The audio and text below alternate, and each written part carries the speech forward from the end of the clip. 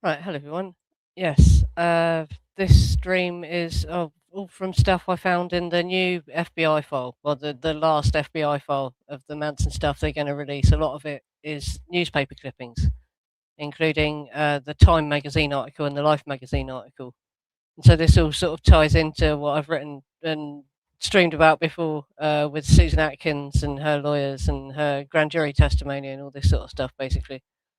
So yeah, I'm gonna read out some of it, not all of it though. Yeah, just to because yeah, it's a bit much reading everything out. But yeah, the FBI report is available on the FBI's archive website, and I've got it in my Dropbox folder as well. If people are interested in seeing the whole thing, and Sam Smith has been commenting on it in my Facebook group. He's been going through the newspaper articles a lot. You haven't got to the stuff from Texas Troll yet, I can see. Yeah, but there's stuff here from Texas Troll, and this is the first time I've actually seen the Life magazine articles and Time magazine, like I said, did an article that I'm going to talk about. Yeah, and yeah, how's the weather over there? I haven't heard from Jeremy for a while. I don't know if anything's happening where he is with the weather or whatever. But yeah, it's still snowing there. People said that someone was saying it's cold and snowing there. We've got floods and torrential rain. Yeah. Oh, you like Father Ted? Do you? Do you see it in America? Yeah, I suppose they have shown it in America, and it does translate well. Not all our comedy does. They don't show everyone. Yeah. Hello, Mark. Yeah, I'll give people a chance to arrive. I might be streaming to Substack. If I am, and anyone's watching on Substack, sorry, I can't find it, so I can't see the chat on there because I do this through StreamYard. So if you are watching on Substack, thank you for the first time. But I don't think it's actually working because I can't find it. But yeah, I've got no way of seeing the chat. So sorry if you're trying to talk to me in the chat on Substack because I can't see you. I can only see the YouTube chat. And well, yes, I'll get on with starting to read stuff out because there's quite a bit to read out. Just general points to make. And all this was published as well, right at the very beginning of before the jury was everything, just after the grand jury testimony had happened. So just after they've been charged, basically. I'm actually going to explain in a bit what that all means to British people because yeah, we don't have yeah. They're being indicted by the grand jury is like when they're charged, basically. But this was all published just after they've been charged, before any of it had gone to court as well. So it's quite shocking that they did this. Just the main point I've got. But yeah, right. 34 of you are here now. So yeah, I'll start reading stuff out. And I have to be in another window to read this, so sorry. But yeah, the audio is alright, isn't it? Before I have to look away from the chat, no one is having trouble hearing me or anything. Alright, this is the Time magazine article. The Demon of Death Valley. That man has wronged me. Society has wronged me. We'll kill whatever pigs are in that house. Go in there and get them. With those raging orders from their Rasputin-like leader, a band of hippies clad in black allegedly broke into a secluded Los Angeles home last August. In the orgy of hacking, stabbing, and shooting that followed, starlet Sharon Tate, 26, and 4 other people were killed. It was one of the grisliest, bloodiest, and apparently most senseless crimes of the century. Last week, Los Angeles police announced they had solved the 5 murders and 3 others as well. If they are correct, the alleged murderers were even stranger and more bizarre than their crimes. The police case was based on the tale of an accused murderer, Susan Denise Atkins, 21. She sketched out a weird story of a mystical, semi-religious hippie drug and murder cult led by a bearded demonic Mahdi, able to dispatch his zombie-like followers, mostly girls, wearing hunting knives, to commit at least 8 murders, and police say possibly 4 others. So yes, the language already. They dropped the word allegedly just a couple of times to cover themselves. But yeah, still quite surprised. Is it not on the screen? Why is it not? Are you seeing that on the screen? Are you just getting a blank screen? Sorry. No, you are seeing it, aren't you? Sorry. No, it's all right. Yeah, yeah, zombies. They're zombie-like followers. Ah, Jeremy, you are here. I was wondering. Yeah. Hello, Jeremy. Seeing you now. Yeah, and I'll carry on in a minute. I just want to look at the chat quickly because I'm in the other. You can't get the Substack chat to open either, right? But people can see it on Substack. There just is no chat on Substack, by the sound of things. Right. Yes, and the demonic Mahdi. That's an interesting phrase as well. Like I say, when I get into the slides, I'll talk about that. But yeah, just the language use already is interesting, isn't it? I'll get back to reading it.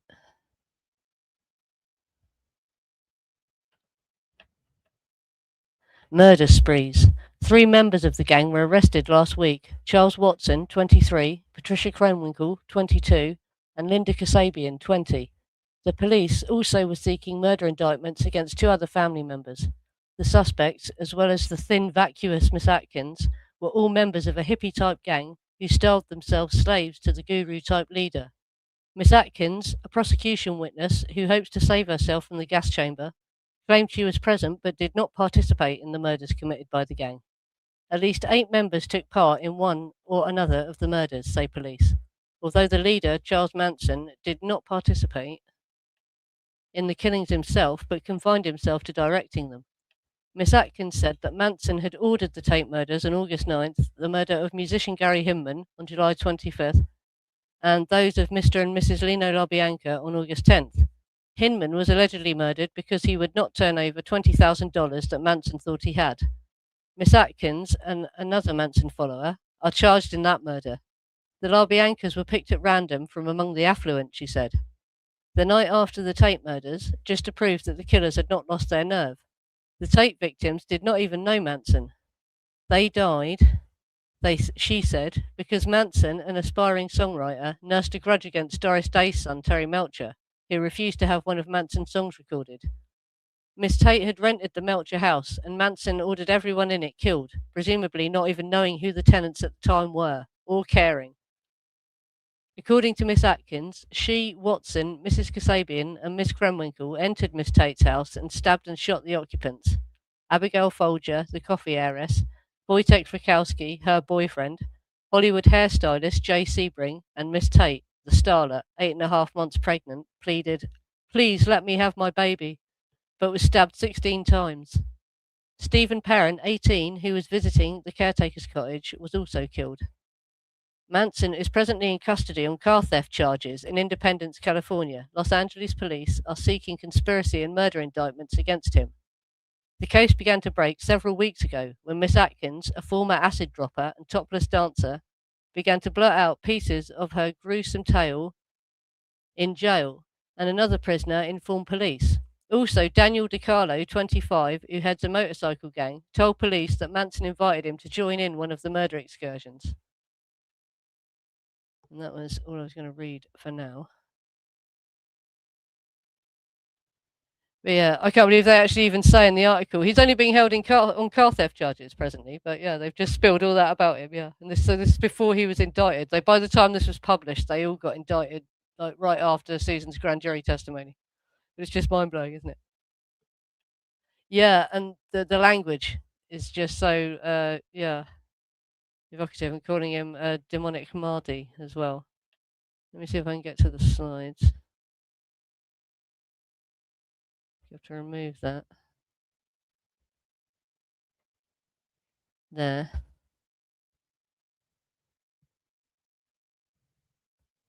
What you just heard was presented as a finished story by Time magazine. The murders were described as a settled fact. The motive was fully explained, the hierarchy was defined, and the psychological conclusions were drawn with complete confidence. Nothing about that reading sounded provisional or uncertain. It sounded like a case that had already been decided. Important note, this stream does not argue innocence and does not excuse violence. It examines how narrative language and authority can undermine due process, even in cases involving horrific crimes. Right, the legal reality, held on car theft charges. That was the legal status after the motive had already been written. And yet, at the point this was written, Charles Manson was not charged with murder. He was being held on car theft charges. There had been no trial, no cross-examination, and no testing of evidence. That's the contradiction at the heart of this entire magazine feature. A verdict-level narrative delivered before the legal process had even begun.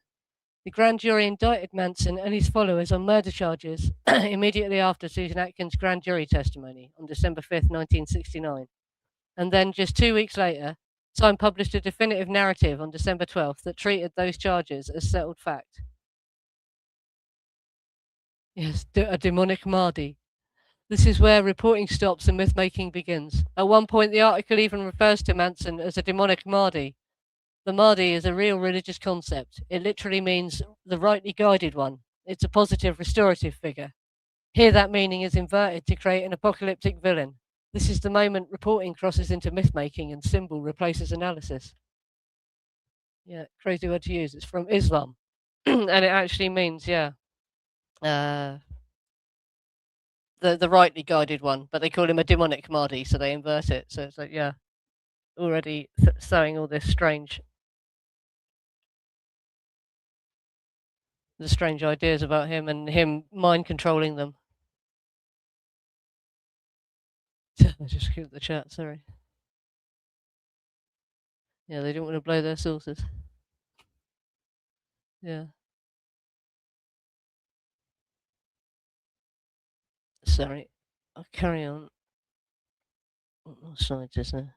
Oh, yeah, see, I can read this out before I get to the Time magazine article. This motive entered the culture before it entered a courtroom. What's important to understand is where this motive actually comes from. Almost all of it originates in jailhouse statements, primarily from one source, made while facing the possibility of execution. These claims hadn't been tested in court, challenged by defense, or corroborated under oath. Yet they were treated as settled truth and fed directly into the public record. Right, indicted versus charged, the US versus the UK, just so people understand what this means. Sorry for people watching in the UK. Just a quick clarification for UK viewers. In the United States, serious cases often go through a grand jury. The grand jury's job is simply to decide whether there is enough evidence to formally charge someone. If they say yes, they issue an indictment. An indictment is the charge. It's not informal, it's not a preliminary step. It's the American equivalent of being charged. Grand juries exist across the US, but they're not used the same way everywhere. Some states require them, some allow them, and some rarely use them. A grand jury is composed of ordinary members of the public, hears only the prosecution's case, and decides whether charges should be brought. Susan Atkins later repudiated key parts of her grand jury testimony and said she had lied or exaggerated under pressure.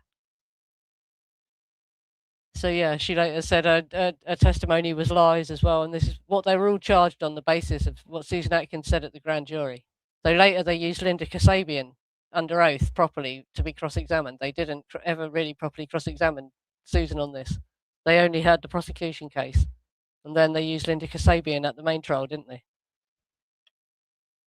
But yes, that's what the grand jury does. The grand jury is deciding whether to charge them or not. And when they were writing that article, obviously he hadn't been charged yet, but by the time it was published, he had been charged. But it's just crazy, isn't it? Yeah. Oh, the mighty have fallen. Well, this was back in 1969, wasn't it? So, long time ago they fell. Right, and where's my next slide? Because I think I need to get to the other thing.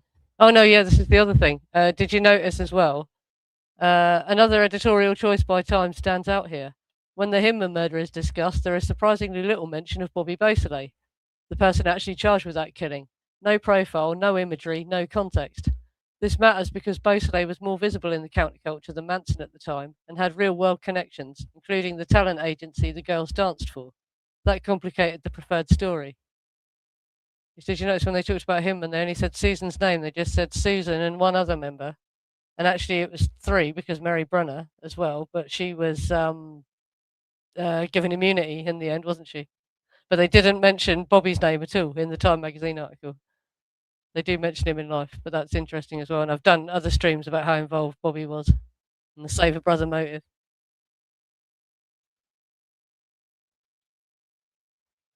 Right, yeah, and then we get to the Life magazine article. So now I've got to mess about again trying to get that back.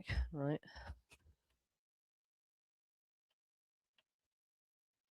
I have to remove that, don't I? Yeah, that's got it. I'll talk to you for a minute anyway, before then. But yes, then now we're going to get to the Life magazine article, which is the one where the girls turned it into lie, didn't they, and posed with it. Obviously, I've managed to find one picture of Sandy holding it, but there are other pictures I've seen of them sitting because they were selling it outside the court. Apparently, there was a journalist interviewed talking about it in the LA Times documentary that's on YouTube. She bought the record off them, and well, you see why. Because it talks about them being exploited, and they obviously didn't agree with that at the time. Though most of the girls now, looking back, do think that they were exploited. At the time, obviously, they weren't having it, were they? Yeah. The National Enquirer isn't as reliable as it used to be either, is it not? Oh, no.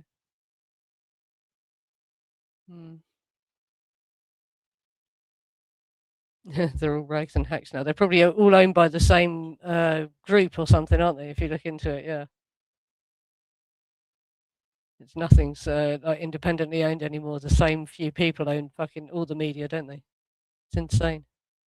Anyway, we're going off on a tangent. I have to scroll through a bit now. Sorry, to get to the right pages. Oh, yeah, like I said, this is the part 4 of the FBI file. And I do recommend reading it all. I just don't want to. It just drags on too long if I read it out live. But it's quite hard to find actually, just online. It's not like really archived anywhere. All this stuff.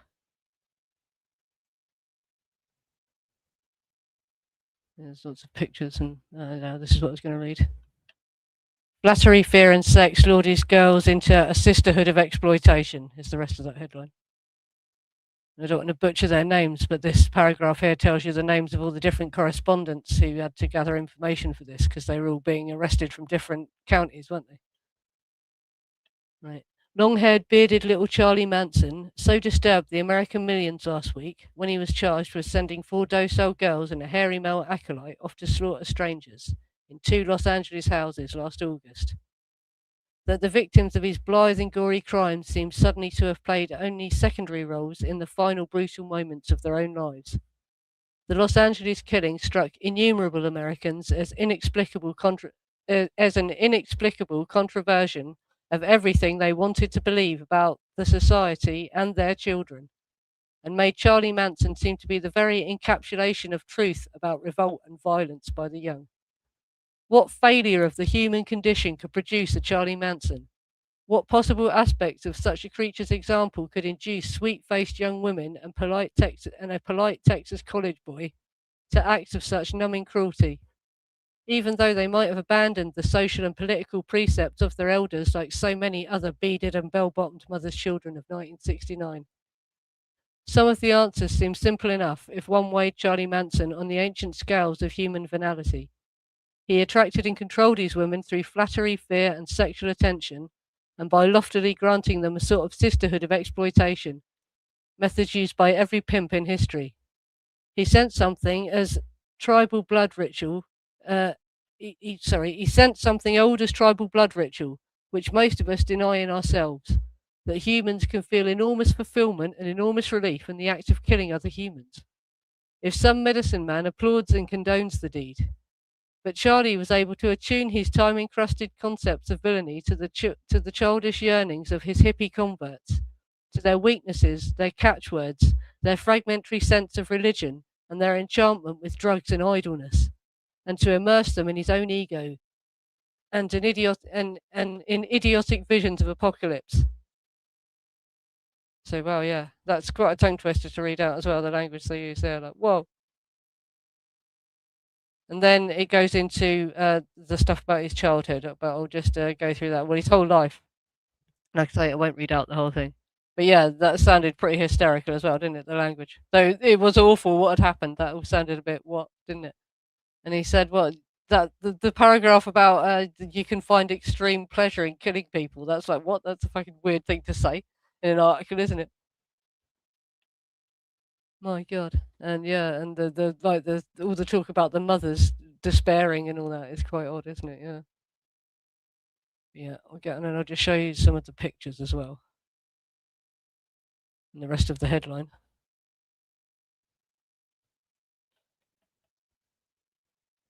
Sorry, it's not color as well, obviously, but this is from the FBI file, so it's just the photocopies they had. Yeah, this is it. This would have been the other page, the opposite page. Sisterhood of Exploitation. Under Krenwinkel there it says, if you don't get uptight, Pat Krenwinkel told friends in Mobile, nobody can ever use you. She was indicted for murder. Which just sounds like disassociation, isn't it? You don't feel used if you don't care, sort of thing. And look at what it says under Linda Kasabian, yeah. Policeman praised the soft beauty of Linda Kasabian, 20. She is twice married, a mother, pregnant, and indicted for murder. Under Mary here. Oh, sorry about that. That AI assistant. Piss off.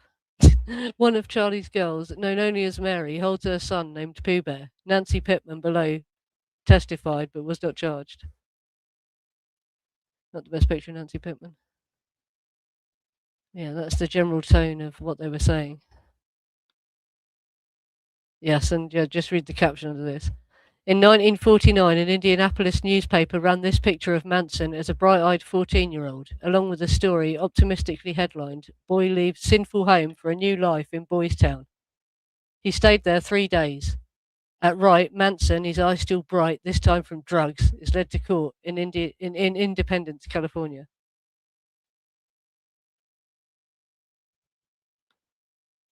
Because there he is, his eyes bright from drugs. The day of his arrest, yeah.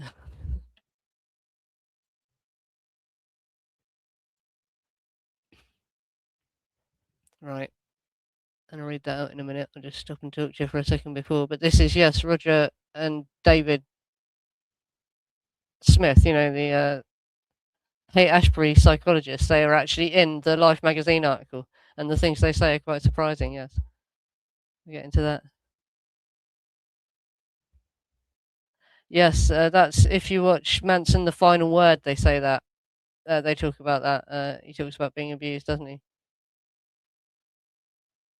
Yeah, that's sort of quite a rare picture, isn't it? But that's where it comes from, obviously. Yeah, people that have got a cleaner copy of this magazine. Yeah, the whole article. Well, I don't want to like drag it out too long for the stream, but it's easy to find the FBI file to read it yourself. And I want to get on with reading out this what Roger and David Smith said as well, because people find that interesting. Because it's a bit rich in like the fact he was his probation officer as well. Some of the things Roger Smith says. Mm. Yeah, I'll get on with it. Right, so there's nothing else on the pages, and that's it. Yeah, a doctor and a parole officer remember Manson. During the year that Manson and his family lived in or near San Francisco, they regularly visited the Haight-Ashbury Free Clinic, which was founded by Dr. David Smith. Dr. Smith's views are based not on a patient-doctor relationship with Manson, but on his personal observations. Charlie's group was unlike any other commune I've known. They called themselves a family, but most family communes are monogamous sexually. The members pair off and don't indiscriminately change partners. A new girl in Charlie's family would bring with her a certain middle class morality. The first thing that Charlie did was to see that all this was torn down. The major way he broke through was sex. Charlie's girls were expected to have sex with any men around, any time. If they had hang ups about it, then they should feel guilty. That way he was able to eliminate the controls that normally govern our lives. Sex, not drugs, was the common denominator. The violence was not the kind of sociopathic escape violence we see in the hate, but in psychotic, Rasputin type violence. If you believe God is on your side, anything is justified. The communal thing is very spiritual. Belief in magic, astrology, cosmic consciousness, that explains everything. One of the characteristics is to have a spiritual leader, and violence aside, Charlie Manson is a spiritual leader. Charlie Manson as a spiritual leader is probably more typical than we care to believe. Charlie appealed to too many people to say just a few nuts were attracted to him. He would probably be diagnosed as a schizophrenic, but ambulatory schizophrenics were very much looked up to in the Haight-Ashbury because they could hallucinate without drugs. If we're going to pin a psychiatric label on Charlie's girls, then we'd have to say there are hundreds of thousands of kids in the country who are also mentally disturbed. That's by Dr. David Smith. Rarely see a photo of him as well, but yeah, that's Dr. David Smith. So that's the first one. He's the one who wrote the case study, I think, isn't he? on them, and he also worked at Haight-Ashbury. Now, this is what Roger Smith had to say, who's the more famous one, and the one who's talked about a lot more in Chaos. This is the one who was his parole officer as well, obviously, too, yeah. Manson's parole officer, after his release from prison in 1967, was Dr. Roger Smith, a research criminologist who had launched into the drug treatment program at the Haight-Ashbury Free Clinic. He speaks of Manson here out of his exclusive unofficial contact with him. Out of his extensive unofficial contact with him. Charlie was the most hostile parolee I'd ever come across. He was totally upfront about it. He told me right off there was no way he could keep to the terms of his parole. He was headed back to the joint, prison, and there was no way out of it. In another era, I think Charlie would have been back in prison in short order. But now the patterns have changed. You have a very transient, mobile, delinquent population, and many of them end up in scenes like this. They pick up the rhetoric, sort of blend in, and exploit and manipulate the scene. I think that's where Charlie fit in.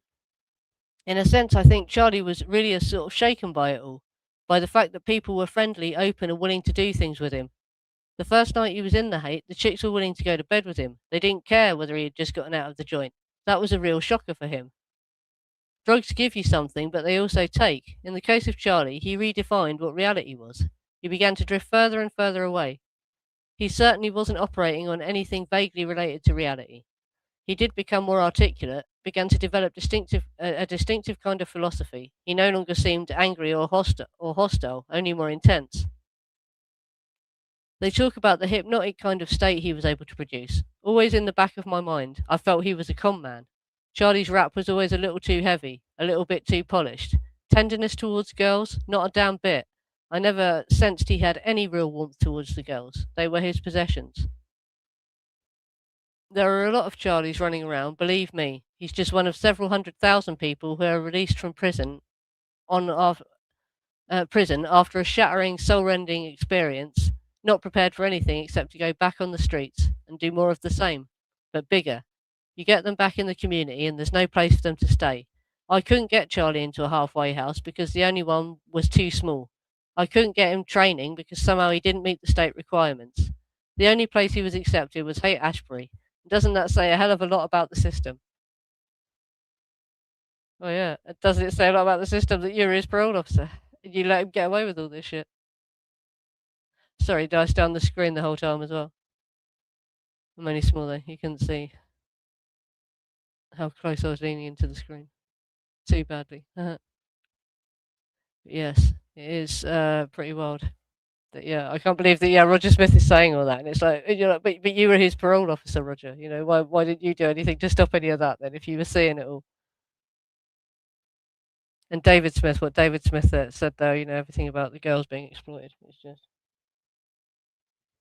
well. I'm trying to get back to the slides now. Right. They clearly understood coercive sexual exploitation, so this wasn't ignorance. In Life magazine, the writers clearly understood coercive control. They described fear, humiliation, sexual dominance, girls being sent to men, and financial exploitation. In modern terms, this is recognizably coercive sexual exploitation. So this wasn't ignorance. The dynamics were understood.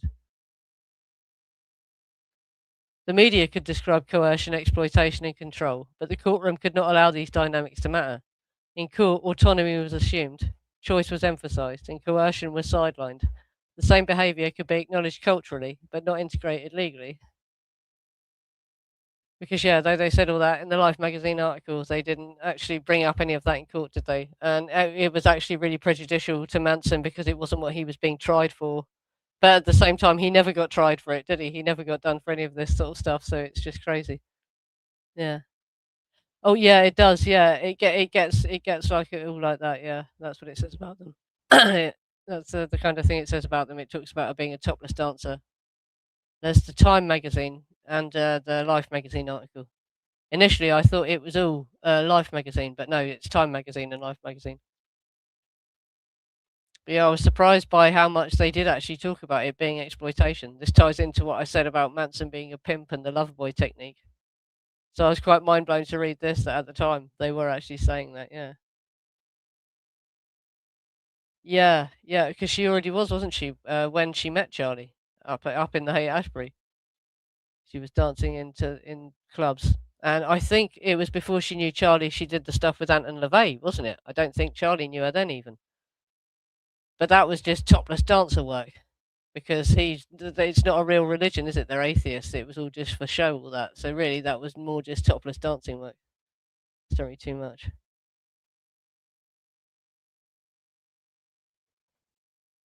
Yeah, well, this article appeared, and I hope that the jury. I'm sure it would have been one of the questions asked of the jury was, "Have you read these articles?" In it, but it's like it's just crazy this was out there, and just what it says on the cover of the Life magazine article.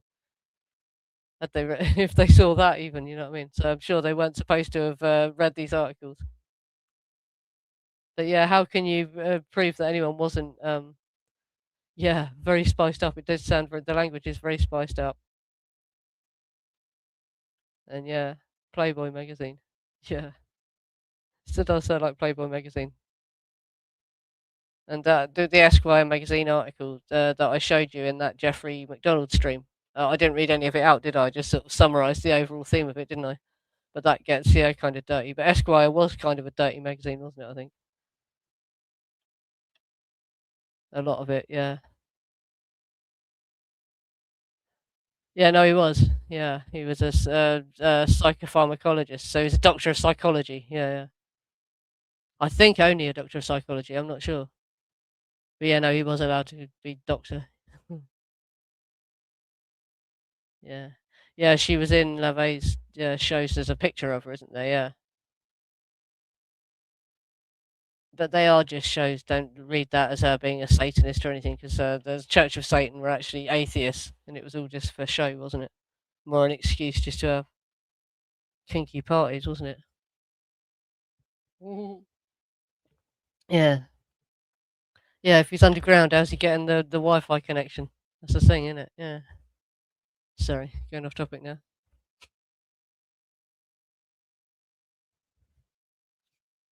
So who gets sympathy? Only three women were convicted of murder. Others did not kill anyone. And yet even those women remained so psychologically bound that they all sat outside the courtroom threatening to set themselves on fire. You don't have to excuse crimes to recognise trauma. If you can't feel anything for that level of control and despair, then that isn't skepticism. It's moral sorting. And also, for anyone who says, so what if they were guilty? So what about all this, prejudicial stuff being published about them at the beginning of the trial? I often hear people say, so what if they were guilty? Why does this matter? It matters because due process is not a technicality. The process is the conviction. If the process is unsound, the verdict is unsound, even if the person committed the crime. Justice that only works for people we despise isn't justice at all. And also, it's amazing these convictions. Well, Leslie's was overturned, wasn't it? But it's amazing the rest of them didn't get their convictions overturned because this trial was so unsound, because of all this shit. You know what I mean? That is the shocking thing about this. Right, once this narrative was established, it didn't soften, it hardened. The magazine framing became imagery. The imagery became memoir. The memoir became film projects. By the time the trial began, most people weren't asking what happened, they were asking how the story they already believed would be confirmed. So it's not about excusing crimes and violence, it's about recognizing our verdict was written before court. It's about recognizing how a verdict was culturally written before it was legally tested. If the verdict was written before trial, then the questioning of that process isn't denial, it's necessary.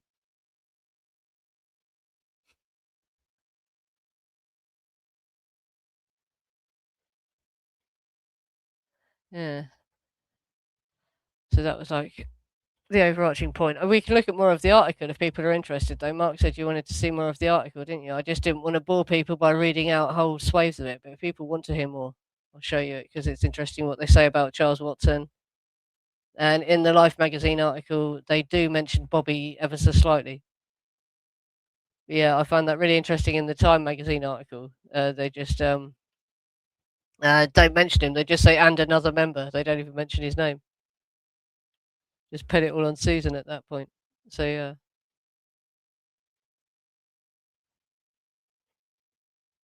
add that to staging it there.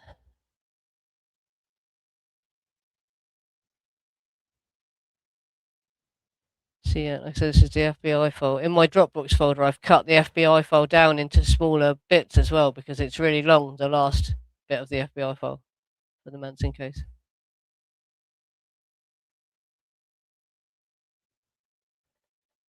Yeah, well, that's it, isn't it?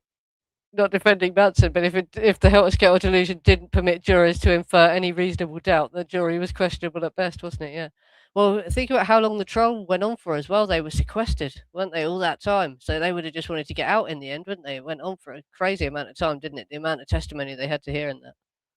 By the end, they just said it. Yeah, and like I say, we're not trying to exonerate him. That's not the point of talking about all this. People wonder why people say all this. It's not about that. It's just about, and also his conviction wasn't sound, was it? That's the thing. That's the crazy thing is their convictions are so unsound as well. That's the other disturbing thing, isn't it? Right. Yeah. I'll get back onto the article.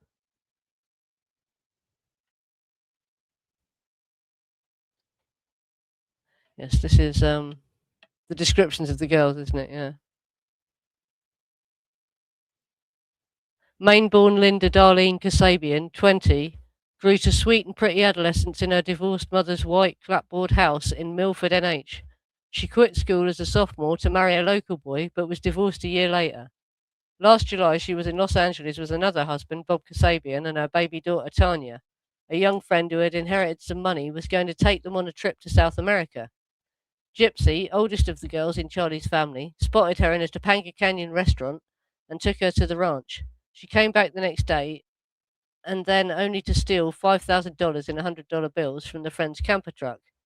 When the boy followed her to the ranch to protest, Charlie showed me this big knife and said, "Maybe I should kill you to show you there's no such thing as dying." And I felt fear and split. Linda did a lot of cooking for the family. She is now 5 months pregnant and crochets. What? Yeah, this is the bit Mark was talking about. Brunette and busty Susan Atkins, 21, had a very disorganized relationship with her family in San Jose. Worked as a topless dancer and fell in with Charlie in San Francisco. Charlie renamed her Sadie Mae Glutz. Susan is the girl who spilled the story of the Tate murders to a cellmate while being held in Santa Monica jail on charges of having helped one Bob Beausoleil kill musician Gary Hinman for Charlie. Susan told the grand jury that Charlie was a beautiful guy. Yes, that's the one time Bob's mentioned in any of this.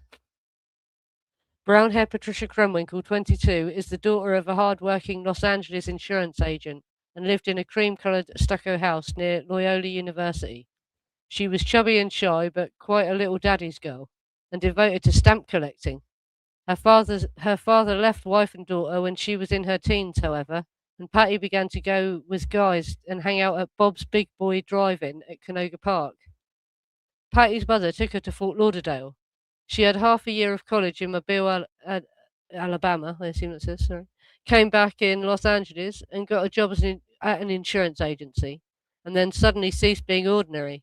She abandoned her car in a Manhattan Beach parking lot in September 1967, quit her job without picking up her paycheck, and went off with Charlie Manson. Charlie changed her name to Katie. Her job at the ranch was the garbage runs, picking up picking through refuse cans behind nearby stores to salvage food for the family. The pickings, one witness recalled, could. No, I've got to find the next page. Sorry, it gets confusing because of all the continued columns in that. Could be good. They got a whole Volkswagen full of apples, plums, lettuce, and avocados and candy out of 2 or 3 bins of trash.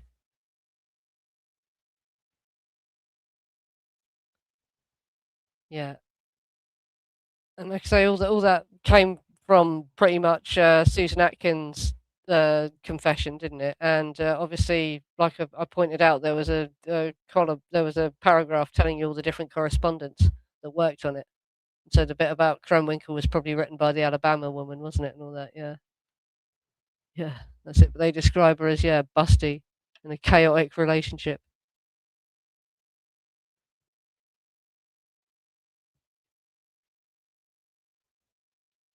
But, yeah, and when I write up the Substack article, I'll quote it a bit more as well, and I can probably embed parts of it and all that.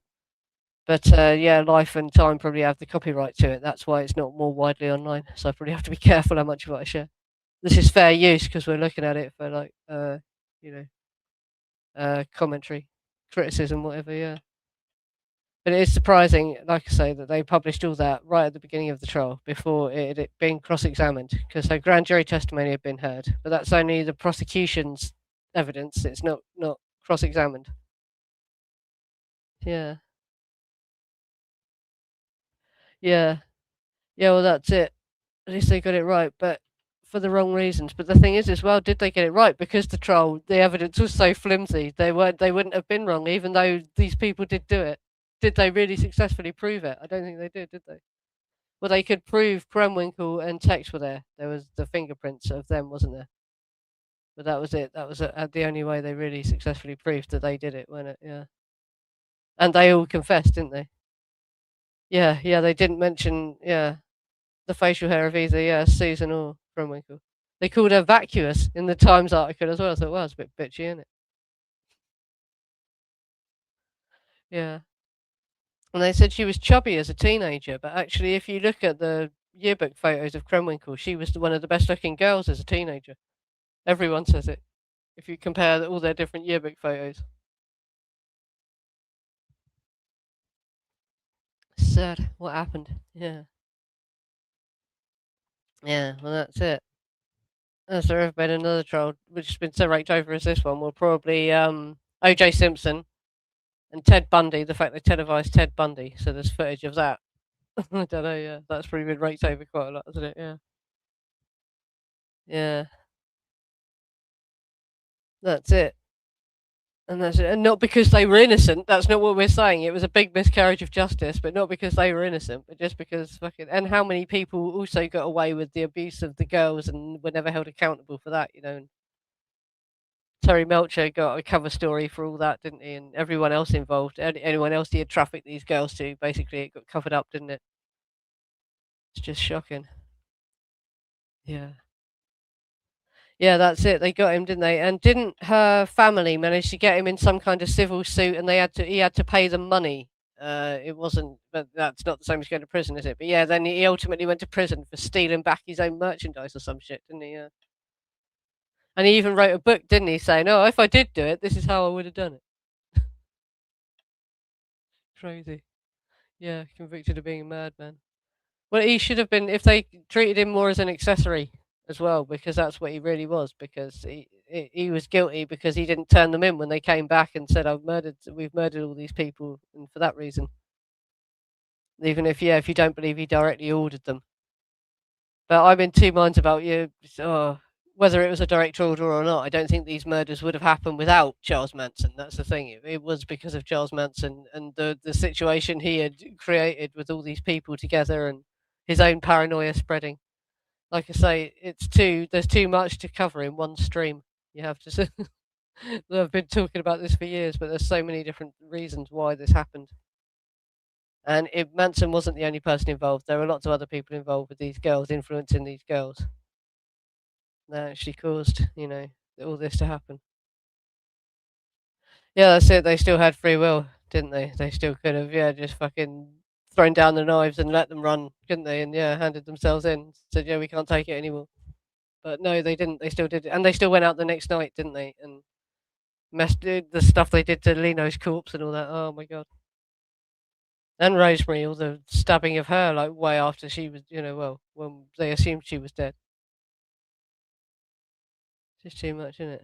Yeah, yeah, yeah. Right. Well, this has gone on for 47 minutes now, and I don't want to ramble too much, but I'll let you carry on a bit longer though. And like I say, I didn't want to read out too much of the article because I think sometimes it's hard for people to listen to me for that long. Basically, yeah, yeah,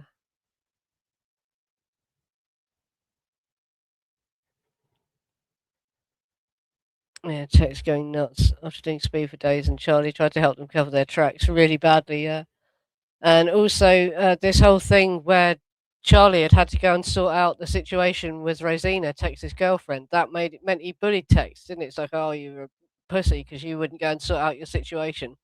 So it's like a really weird version of peer pressure sort of thing. He had to prove that he was not, those things. So he went and overkilled a load of people, didn't he? When he did, everyone he did kill, he totally overkilled, just to prove to Charlie that he wasn't a pussy, really. That's how I've interpreted it. The more I've looked at it, over the years, and looked at what Tex was actually saying in his psychiatry report. I think Charlie just got into his head, and he ended up having to prove himself. And also I think that by the time it was happening, they really did believe the end of the world was coming as well. When I first started looking into this, I thought they were just exaggerating that to try and get to look insane or whatever. But I believe that they actually did get so paranoid they thought the end of the world was about to happen. And there was a lot of civil unrest. It's not too out there to think that they would believe there might be a race war about to happen or whatever, is it? Yeah. But if they truly believed the shit Manson was saying, that they were gonna make him the king of the world, and that when they came out of the devil's hole and all this sort of shit, then they were a bit. But they were so crazy on drugs as well, weren't they? You have to remember that the amount of LSD they had.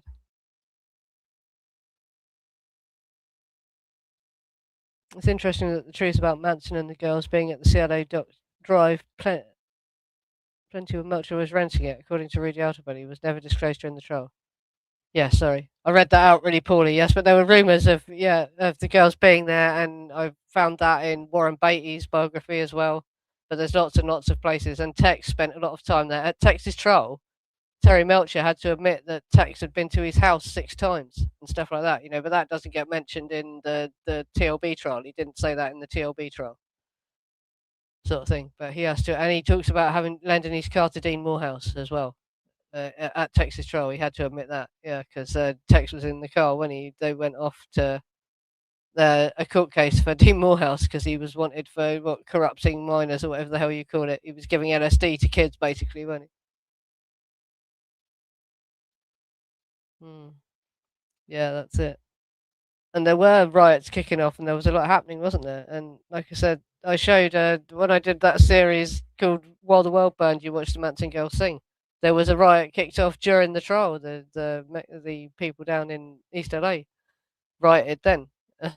you know, it was called the Chicano Moratorium. It was meant to be just a peaceful, not even a demonstration. They were just sort of coming together to celebrate their culture, and the police just flipped out and started tear gassing them, and it turned into a riot. you know. And so you can understand why these kids believed, oh yeah, it's all about to kick off.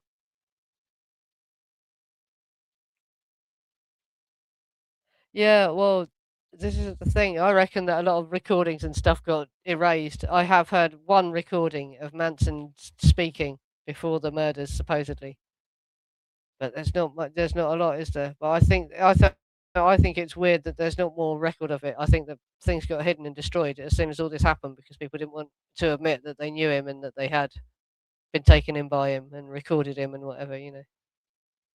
So a lot of it probably just got destroyed, didn't it? Yeah. Yeah. And the missing tapes. Well, I don't know what he would have had.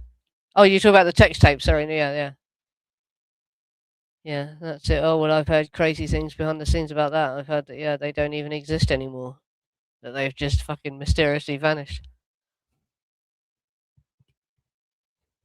But whatever the situation, they're totally sealed. They will never release them to the public, will they? I don't think so. I don't think we're ever going to hear what's on them. So don't hold your breath. But yeah, it's amazing. There's supposed to be 20 hours of them as well. The more I read about them, yeah. And over the years, apparently, as they moved between hands, they gradually less and less of them were there.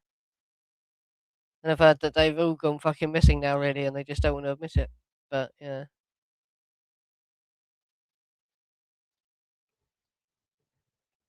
yeah. Well, it's like a Schrodinger's motive situation. Did they or didn't they? Because yeah, they say partly they say they killed strangers. The victims were unknown to the killers. But then there's all this about but it was the house that Trey Melcher lived at, and it was because he was bitter about them not recording his music or whatever.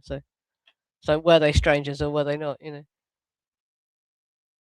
And there's a lot more, like I say, people saying that the girls were up at the house and use the swimming pool.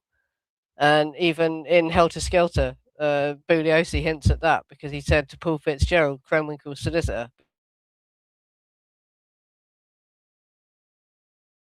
because they found her fingerprint on the. Bugliosi said, I sent a letter to Paul Fitzgerald saying, don't try and say that she got her fingerprint there at a swim meet weeks earlier because I'm going to get the maid to testify she washed the door. So Bugliosi had that Krenwinkel had been there weeks before. How did Bugliosi know that? I've covered this in loads of other streams, obviously. Yeah, it is. I say, yeah, sorry if you're watching on Substack and there is a chat. I just can't find it. No one can find it. Well, I'll see what's actually ended up on Substack when I end this, and the after show will only be on YouTube as well. You can just about see my sweater when I sit right back. Look, it says 1968. Saw that and thought, oh well, that's kind of relevant, isn't it? Though 1969 was the major year, wasn't it? In all this, but 68 they were all together, weren't they? Yeah, well, this is it. She was like old Hollywood, wasn't she? And what would they do to protect her as well? Because everyone loved her, and she had just gone through finding out her husband had fucking embezzled all her money. And then imagine it coming out that her son's a sex offender and him going to prison as well. Fucking of course they would. Just to protect Doris Day from the shock of all that as well, wouldn't they? Yeah. And also just yeah, like I say, yeah, she just had powers, didn't she? Had power in Hollywood. But no one fucking told her that her husband was nicking all her money, so she can't have been that powerful and all knowing, can she? Oh, sorry, the cat just hit the mic with his tail. Hmm. Yeah. Oh, Deborah Tate has actually admitted it, has she? Yeah. I've not seen that. Hmm. Well, I think it really had very little to do with the music stuff. That's just a false thing. But the more I've looked at this, the more I think that yeah, most of the girls' motive for going was more to do with freeing Bobby than anything else. And Krenwinkel maybe was that loyal to Manson, she did it to get Manson's attention and affection or whatever. But I think most of the girls went to actually free Bobby. That's the controversial thing, and that's because Leslie got out of prison because she'd been retried. She never had to talk about the Tate LaBianca stuff again, so she's never had to admit that as well. But I think the reason that Leslie went was because she originally showed up with Bobby, and she had only been with the family for 6 months. She hadn't been with them as long as the other girls, so she can't claim to have been as like controlled by Manson because she wasn't with them for as long. She was only there for a few months before it all happened, and it was all about Bobby for her. And Kitty Lutzinger was only there for Bobby. She was pregnant with his child and she was trying to get Bobby away from Manson. Apparently, Manson punched her in the face because she fell asleep while he was talking and stuff like that. She didn't like Manson. So, they're selling us a lie about Manson being the only one that was controlling these girls. Yeah. Yeah, women were stupid in those days and she trusted her husband with all her money. Yeah, it wouldn't happen now, would it? Well, now, back in them days, your husband was expected to control the money, wasn't he? That's the thing. It wasn't that women were stupid. It was just the way it was in them days. The bloke controlled your finances, didn't he? And it was unusual for a woman to control her own finances. So it wasn't exactly she was stupid, was it? But oh no, I think that it would happen now. Yeah, there's relationships where people exploit fucking women, and they would. All women do men as well. Women spend all the man's money. I think yeah, it would still happen today. Though not quite as extensively as what happened to Doris Day. No, they couldn't rinse her that much, could they? I don't think. Yeah. But she'd have had more lines of compensation nowadays.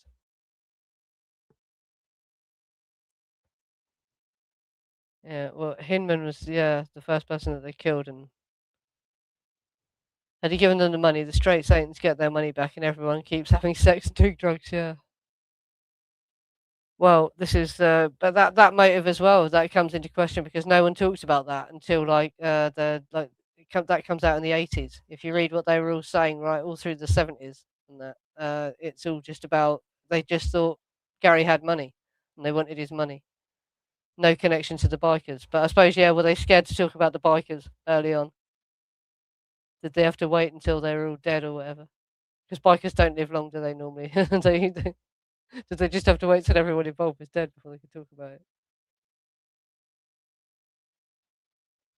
Yeah, the main reason he moved out of Seattle was because Doris Day was flat broke, and he moved into her beach house so she would not lose it, and he could help her with dollars. Yeah.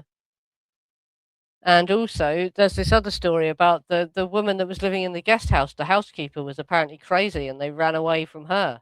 She was driving people nuts, and Rudy Outerbelly had to evict her. And that's when he got Garrettson in. Garrettson talks about her. Apparently, he had tropical birds in the guest house as well, and she let them die. When he got back, the birds were dead and all that. And yeah, I've also heard that that was a reason that Terry Melcher left. The woman that was staying in the guest house, he was meant to be like a housekeeper, was nuts basically. It's just another weird thing, isn't it? Why did they really leave? Oh, and just another thing about when Angela Lansbury left California as well. Everyone says she did that to save her family from the Manson family. But actually, their house burnt down in the fires that year because there's often wildfires in that area, isn't there? The Palisades fires. Their house burnt down. So that's another reason why she didn't stay in California at that time. It wasn't just about Charles Manson. Hmm.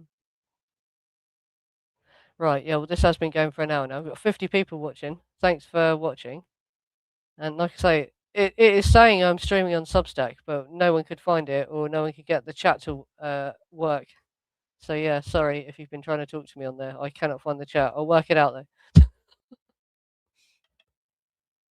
Yeah. Motorcycle gangs played a central role in the murders of him and Anciano Drive at a minimum. Yeah, and we've gone into this whole other thing. There appears to be have been some kind of biker drug war going on. There was like other bikers that got killed around this time. Something was going on with all the bikers too, and Tex and Charlie seem to have been involved in that somehow as well, and that's never really been explored and never will be. Well, Manson's dead now, and I doubt he would have ever told anyway, because it would be too much like snitching, wouldn't it? And does Tex even remember anything? Did they ECT it all out of his brain or whatever? Did Johnny West wipe his memory? Who knows? Yeah. Right. Anyway, well, yeah. Thanks for coming, and I'll end this now, and I'll do an after show, which will be on YouTube. You can find my YouTube channel. Just look up True Crime and Moonshine if you want to join the after show. Ah, oh, you're watching on Substack. Ah, but are you also on YouTube? That's how you're in the chat, innit? Yeah, yeah. Oh, thank you for watching on Substack. Yeah, and yeah, I wanted to do this because some things I'm only going to stream to Substack as well because Manson stuff tends to do better on my YouTube channel, and people aren't interested in other stuff. Because that's what I've done on the channel the whole time, so that's what the audience subscribe for. They're not interested when I'm talking about other things. But the Substack audience are a bit more, I think. Yeah. No, Substacks, yeah, the new thing. No, but it is really good. It's like a blog. So like, there is a publication there. Every post is left there for search engines to find, and then there's also like it emails each post to everyone. So it works like an email newsletter. And then there's like a timeline of notes, so it also is like a social media thing, yeah. But it's good for writing articles. It's a good platform for having articles, and that's I link to it usually around the pinned comments, and it's linked in the about section of my YouTube channel and that. Yeah, yeah. Anyway, I'll end this one now, and I'll start an after show up on YouTube in a couple of minutes. Thank you for coming, and I'll see you next week if you're not coming to the after show.